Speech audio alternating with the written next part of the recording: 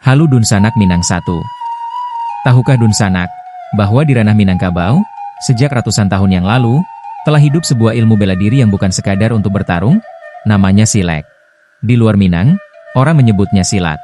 Tapi di sini, Silek adalah warisan budaya, ilmu kehidupan, dan jati diri orang Minang yang tak ternilai. Ia bukan hanya soal tangan dan kaki, tapi tentang adat, marwah, dan tanggung jawab. Silek berasal dari dataran tinggi Minangkabau, dan dipercaya pertama kali dirumuskan oleh Datuak Suri Dirajo di Nagari Pariangan, Padang Panjang, sekitar tahun 1119 Masehi. Beliau tidak sendirian.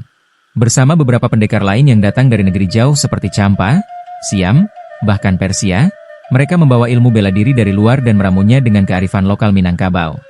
Nama-nama mereka terdengar unik: Kambiang Hutan, Harimau Campo, Kuciang Siam, dan Anjiang Mualim.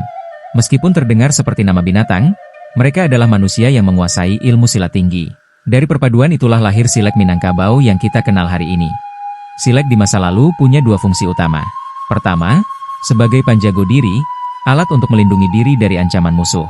Kedua, sebagai parikpaga dalam nagari, sistem pertahanan sosial untuk menjaga keamanan nagari.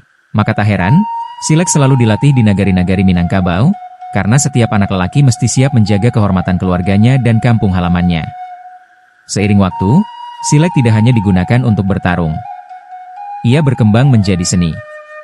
Gerakan-gerakan dalam Silek yang awalnya tajam dan keras, lalu dijadikan lebih indah dan lentur, dan dipertunjukkan dalam bentuk mancak, tari silat dalam pertunjukan adat. Seorang ahli budaya Minangkabau, Emerald Jamal DT Rajo Mudo, pernah mengatakan bahwa pengembangan Silek menjadi seni adalah strategi nenek moyang Minangkabau agar Silek tetap hidup di masa damai. Energi Silek yang panas dan keras, diubah menjadi gerakan yang indah dan penuh makna.